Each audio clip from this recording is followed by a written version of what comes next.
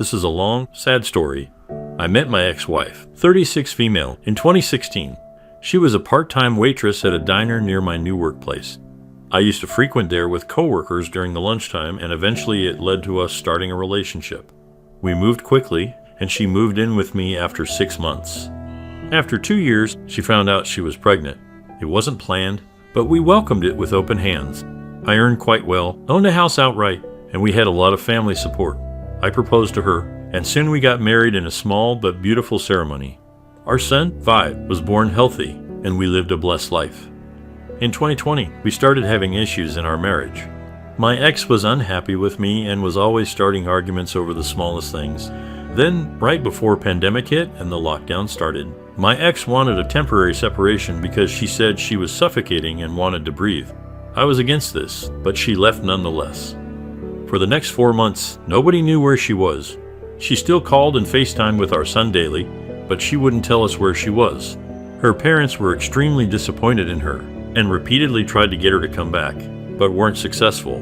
When she materialized again, she asked for a divorce because she had realized over the break that I was financially abusive, emotionally manipulative, and not a good influence on our son. I suggested counseling for her, or even marriage counseling for us, because I was opposed to our child growing up in 2 homes, but she was hell-bent on divorce.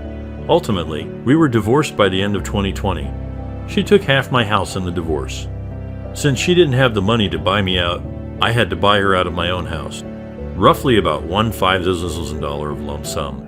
She also ended up with majority custody, so I ended up having to pay $1,400 a month in child support and $2,800 in alimony for 6 months to help her transition. She was expected to find a job after that. Within a week of our divorce, I heard she moved a man into my house, whom, as I suspected, was the reason for the break after all. It got really bad for me after that. I spent months drinking and doing coke.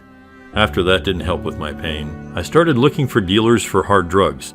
Luckily for me, one day I got detained for suspicious behavior. I didn't know who to call, since my parents were now living in a retirement village across the state. So I called my ex-in-laws. They came to the station and took me back to their place. They were distraught at the state I was in and the damage their daughter had inflicted on me. At that point, I had realized that it was time for me to clean up my act, or else I'd lose custody of my child and lose my job.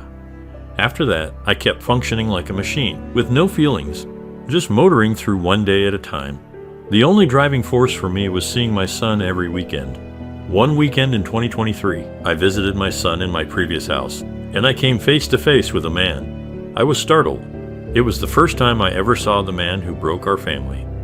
He'd always sneak away when it was time for my visitation. My son came springing forward, and one look at my son and another look on the man's face, and it was like lightning striking inside my brain. They were carbon copies of each other.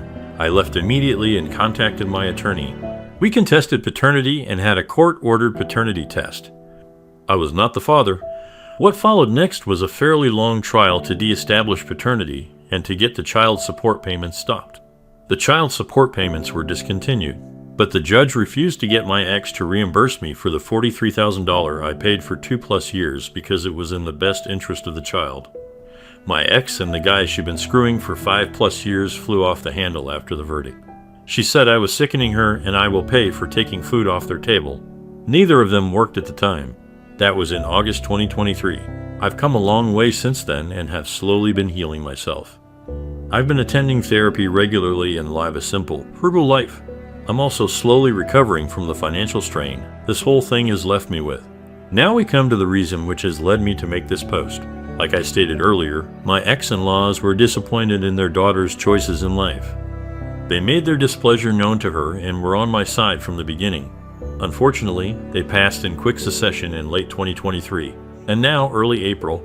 After my ex-mother-in-law passed away last week, her attorney contacted me to let me know that I got majority of her estate, which after taxes would be over $6,000. My ex was given $3,000 to prevent her from contesting the will, and some other family members were given sentimental items.